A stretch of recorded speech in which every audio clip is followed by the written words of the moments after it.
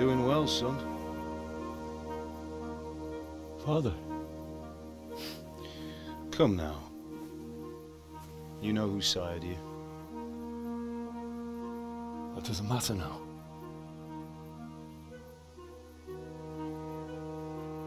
I miss you, Emma. I miss you very much.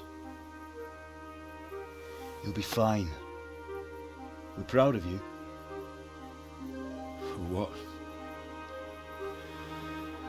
I let you down.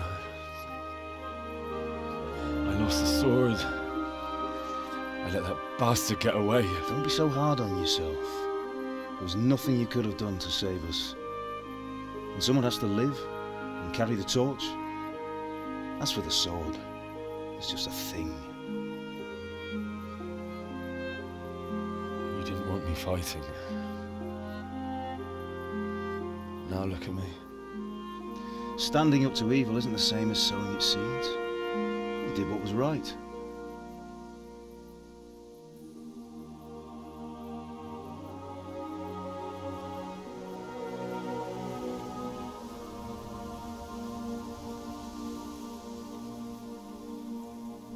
I have to leave you now. Oh, please. You know I can't stay.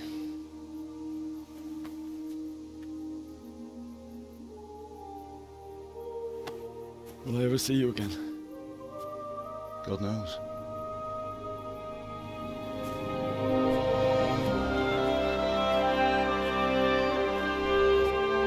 Make her proud.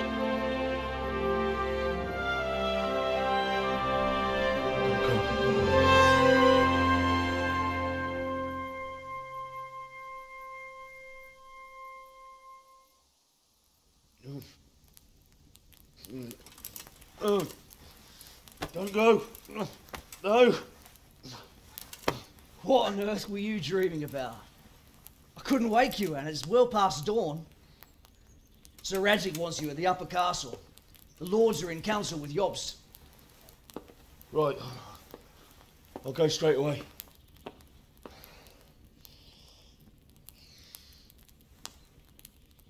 What is it? It's just... I don't know how to address you anymore. All of a sudden you're Sir Radzig's son, hobnobbing with lords and ladies. And here's me, as common as muck. Oh, give over, you idiot. Do I look like a lord to you? Not really. You're as much a lord as I am a nun. And I've never looked good in a habit. Get out of here! Or I'll have you clapped in the stocks.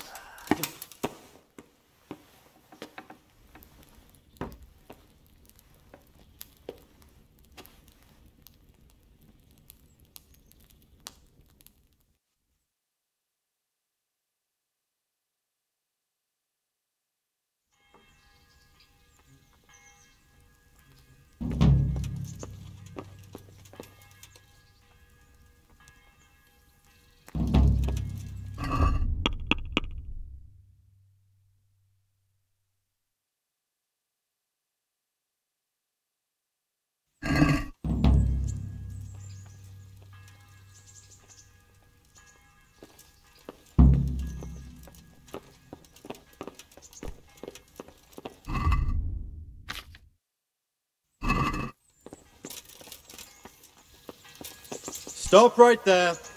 I have to search. What's going on? Orders of... You want to pick up... I meant...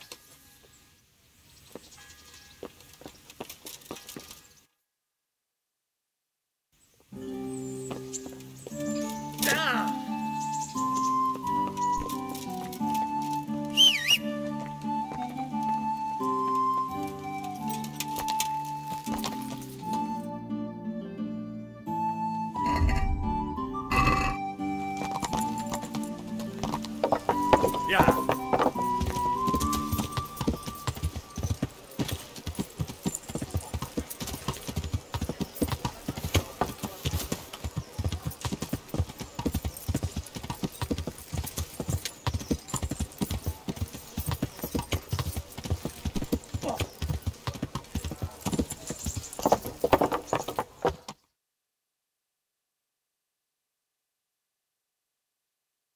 Ah, Hal. Are you going to the meeting with Margrave Jobst as well? I am. What about Istvan? I assume... That we didn't catch him? No. Because if we had, you'd be the first one to know. Have no fear.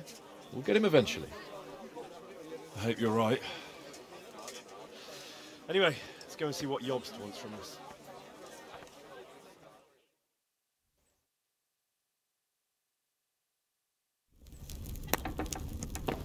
My lords, Christ's blessings on you all. And on you, Lord Gapen. And this is my son, Henry. I didn't know you had a son, Sir Radzig. Came as a bit of a surprise to young Henry, too. This gentleman here is John II of Liechtenstein, a member of my council. I'm honored, gentlemen. Come join us. Margrave Jobst was just about to tell us the reason for his visit. Your Grace? I'm sure we're all agreed, Your Graces, that all this unrest must come to an end. This kingdom needs a king. The question is, which king? My cousin, Wenceslas IV, who is being held in captivity. I have to confess, my lord, that your answer surprises me a little.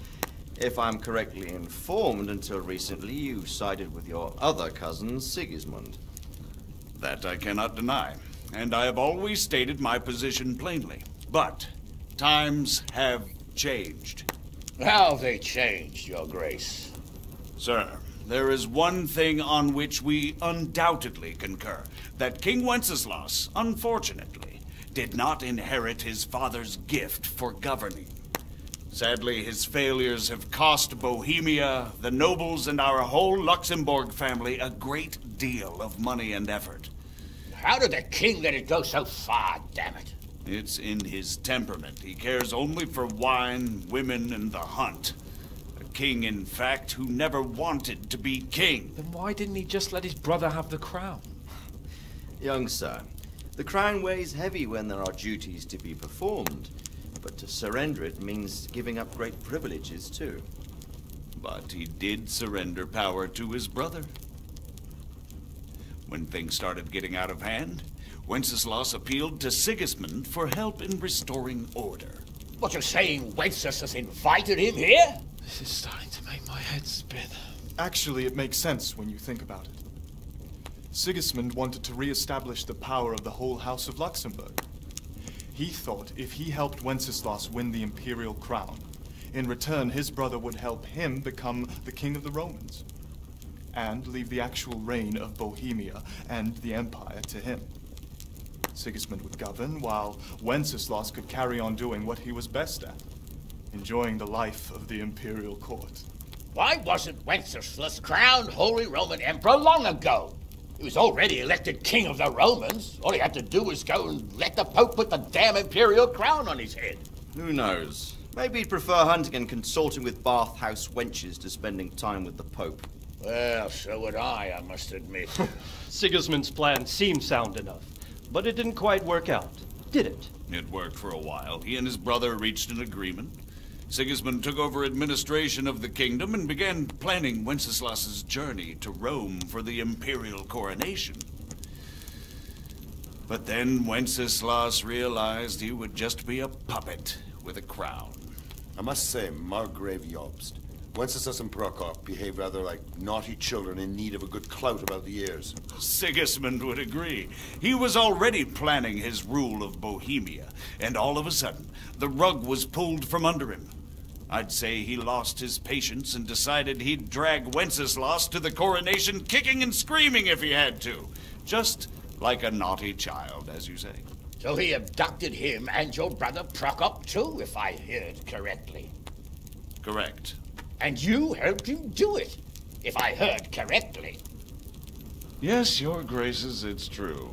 I was there when Sigismund abducted Prokop. I thought everything could somehow be settled, that we could make my brother see sense.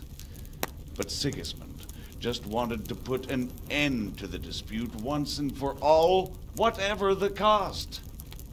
There was nothing I could do to stop him. And that's one of the reasons why I'm here. The worst of it is that it was all for nothing. Instead of putting a stop to the revolt, it escalated it, and the result is this chaos we have today. That's true enough, sir. But I must admit now, I'm not sure what your position is. The king is incompetent, but we must protect him?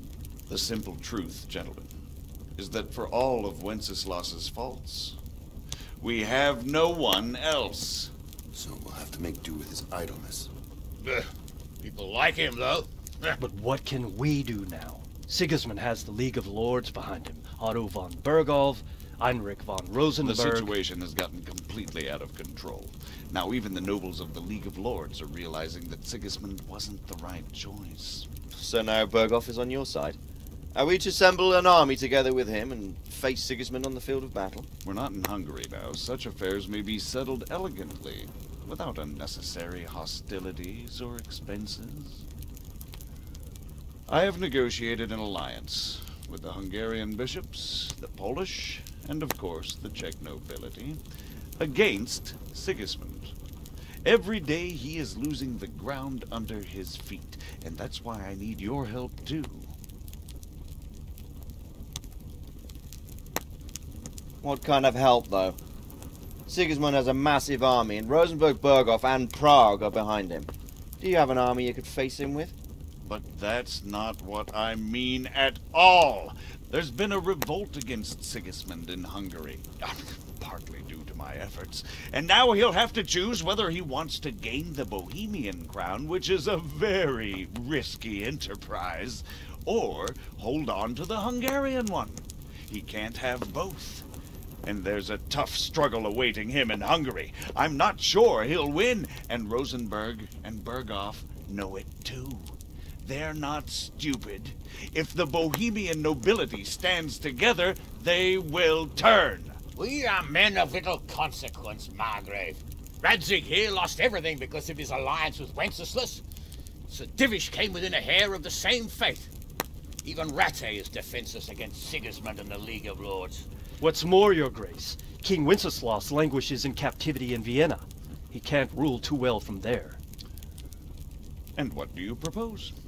To sit with your arms folded till the Bohemian lands are turned to ashes like Skalitz? We have to put a stop to this senseless war! And do you know, sir, what the true position of the League of Lords is? I'm not on the best of terms with them at this moment, so you'll have to ask them yourselves. Yes. Why not? I'll go and visit Berghof at his castle and we'll see what he tells me. You know, that's not such a bad idea, young sir. True. Though a little risky. I doubt Berghof would harm a blue-blooded envoy. And you can find out what he has to say about developments and what the League of Lords is planning. Then we'll decide what to do next. I'll help you compose a letter to him. I'd like Henry to come with me. Why not?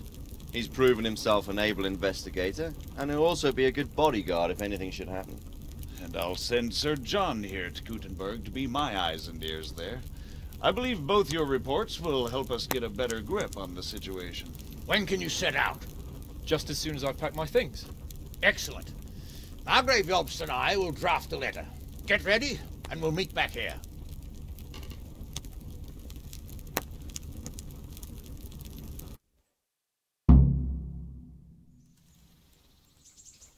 I expect it would be best to write it in your name as Lord of Lipa. Quite so, Margrave. What exactly am I to write? Oh, what isn't really the issue. The question is how. We need to learn where they stand on liberating the king and ousting Sigismund. If they'll make trouble or join our side, but... But we have to ask in a way that won't leave Sir Capon being run out of the castle with a whip. Exactly.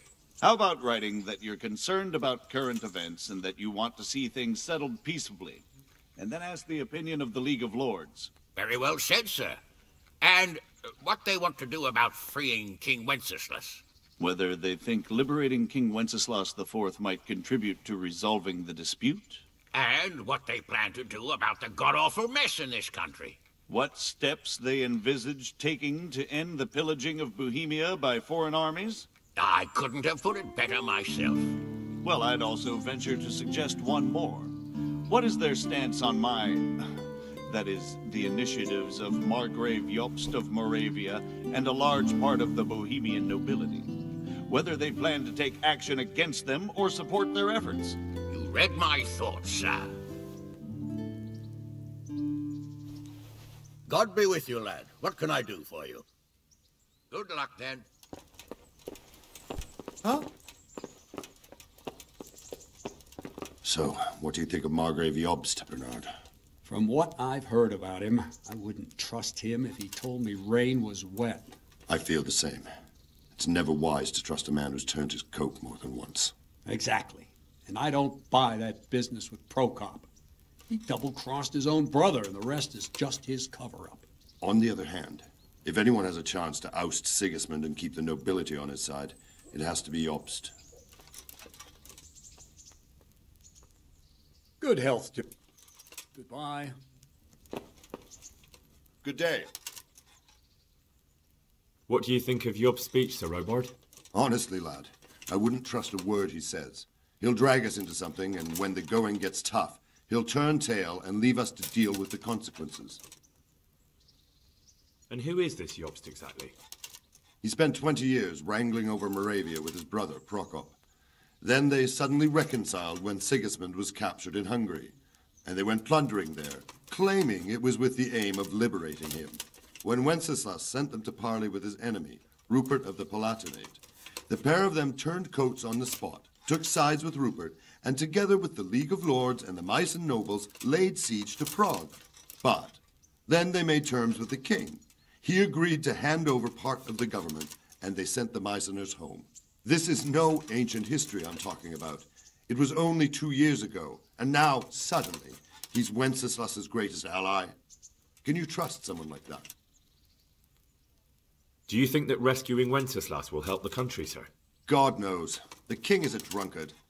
If he governed instead of boozing, wenching at the baths and hunting, there'd be peace and order. Quite honestly, I'm not surprised the Germans deposed him, or that Sigismund's patience ran out. Why? Wenceslas himself sent for Sigismund to help him, and made an agreement with him. And when Sigismund started acting as agreed, Wenceslas double-crossed him and claimed the agreement was invalid, just because he no longer liked it. What would you have done in Sigismund's place? On the other hand, now we've seen what Sigismund has been getting up to here, it's clear he's no better a sovereign than his brother. And that goes double for Rupert, not to mention Jobst, who might well have his eye on the Bohemian throne too. So, all in all, we're probably best off with the drunkard. Better the devil you know. And what about Prokop? Well, he stayed on the king's side, for most of the time at least, largely because they're birds of a feather. He's not keen on governing either, but woe betide anyone who tries to take control away from him. Then he would turn on his own brother, literally. He often behaves like a rebel, just in grander style. What do you think Sigismund's after? I'd say he wants to restore the empire to its glory days under his father, Emperor Charles, which his brother seems incapable of doing. But he's also defending the East against the Turks, and fighting with his own noblemen at home, battling his brother and cousins here, and Rupert and the Meissen nobles in Germany. He has a lot to deal with, and riding roughshod over everyone certainly isn't helping. Mind you, what else is he to do? I think in more settled times he might make quite a good king, but now he's missed his chance. What about the League of Lords and Bergo? What are their objectives? Whenever the king is weak, the nobility tries to grab as much as it can. Not for the good of the country, of course, only for themselves. The League of Lords is full of men like that. When the king was captured the first time, they released him only after he nominated them to high office and ceded some of his power to them. Now that he's held captive a second time, they run the country at Sigismund's behest. Bergov is the highest vice-chamberlain in the land. As soon as the king was captured, he declared a pogrom on the Jews and raised the tax dues of towns and monasteries. Watch your step with him. And what about Rupert of the Palatinate? What does he want? Rupert? He appointed himself king of the Romans, and ever since then he's been making the tactical moves of a coward who's not sure what to do. If Wenceslas were a man worth his salt, he'd have dealt with him long ago. But then, if Wenceslas was any use, he wouldn't be languishing behind bars in Vienna right now. Good. That was all I needed to know. Thank you, sir. You're welcome. Bear up, and take care of yourself. The world is a dangerous place, and Bergov's a dangerous man. Take care.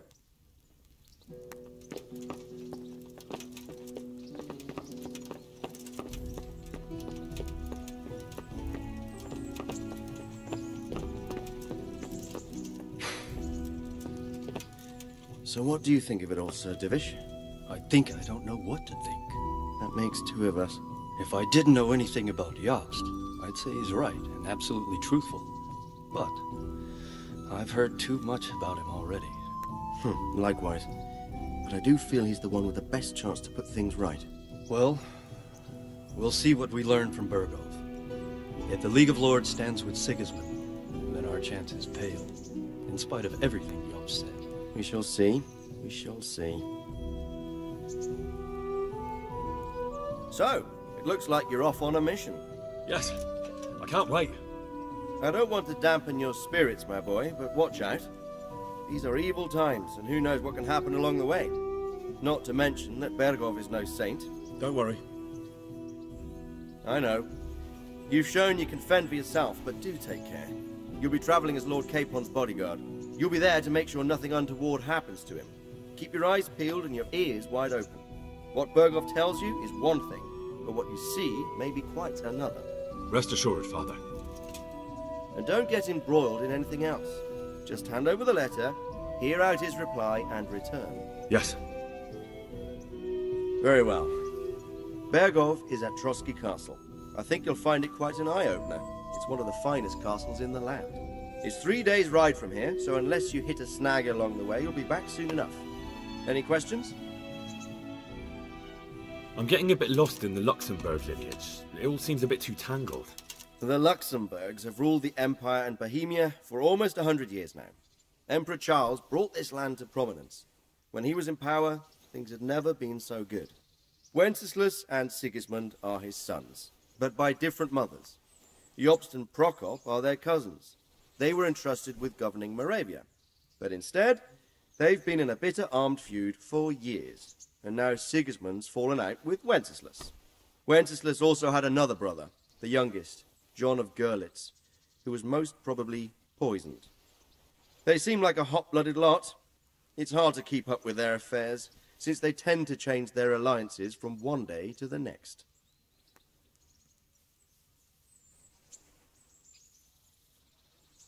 Who is he really, this Jobst? The cousin of King Wenceslas. He's the Margrave of Moravia.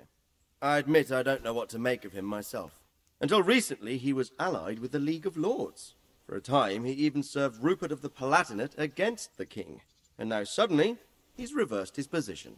I don't know what led him to do it, and one can't help being suspicious.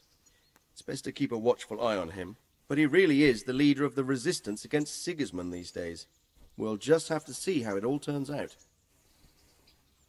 I'm a bit concerned so many people seem to think so little of King Wenceslas.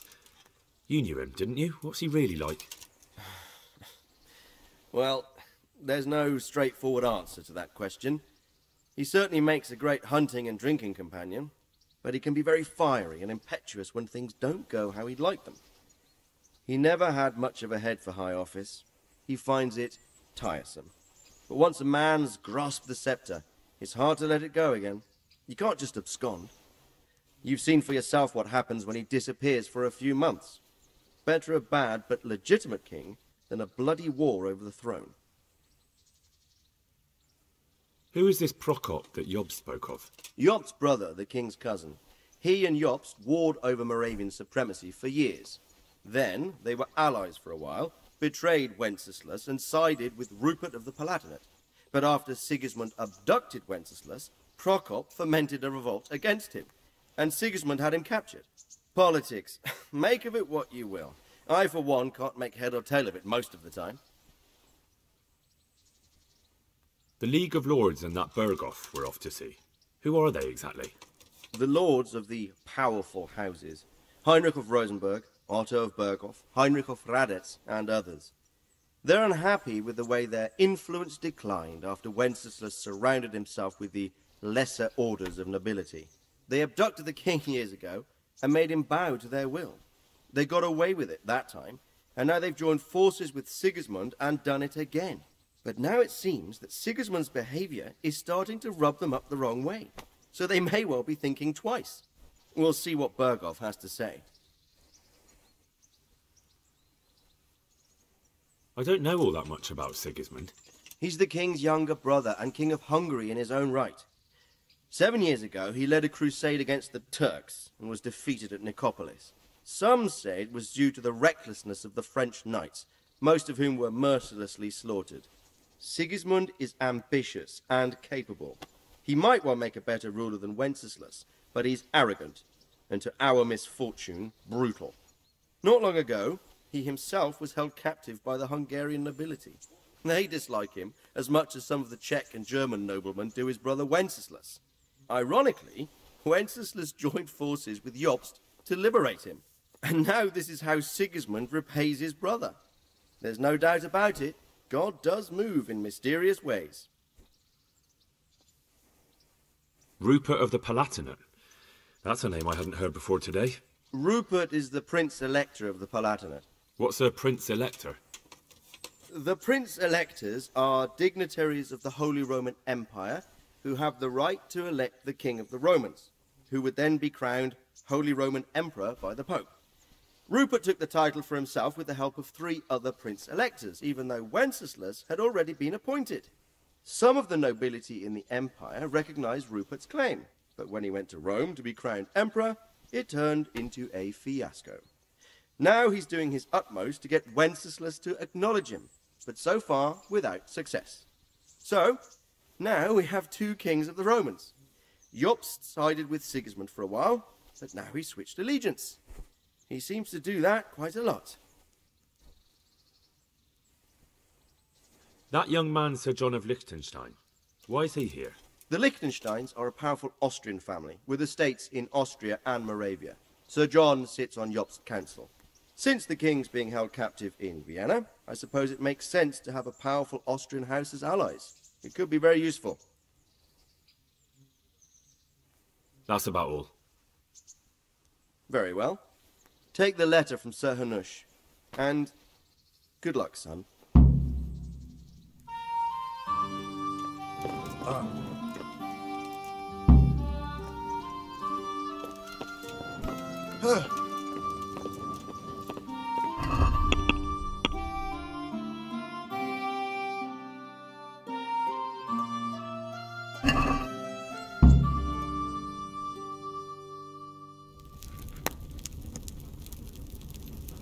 I believe we have written it well, gentlemen.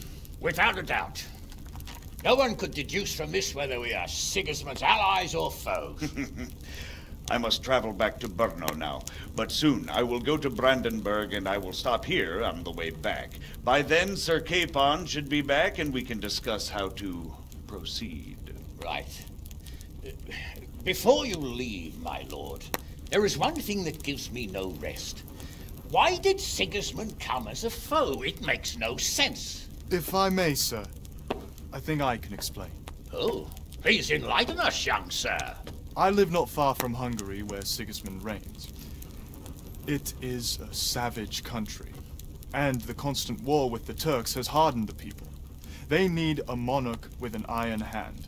So when Sigismund felt the wind of revolt, he reacted as he would at home. Only what works on the Hungarian nobles does not work here in Bohemia. Bringing order is one thing, but slaughtering and pillaging with a horde of barbarians quite another. What purpose does that serve? But Sigismund did give the Bohemian nobles a chance to take his side. It was only when they refused his ultimatum that he lost patience and took to the sword. As for the barbarians, he could afford nothing better. The Hungarian nobility would gain nothing from joining his campaign in Bohemia. He didn't have enough coin for a regular army, and so he recruited the Cumans. What he does not pay them, they make up for in plunder. But in the end, he didn't have enough to even satisfy the Cumans. That's why he raided Kuttenberg and Skalitz. He wanted the silver. That makes sense. My lords, how's the letter coming along? It's done. Then we can be on our way. Now remember what we said, boy.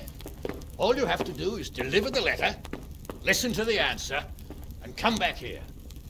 Don't provoke Berghoff in any way. Provoke? Me? Never, Uncle. We'll be back in a few days. Farewell, your graces. Come, Henry, my men are waiting. I wish you Godspeed.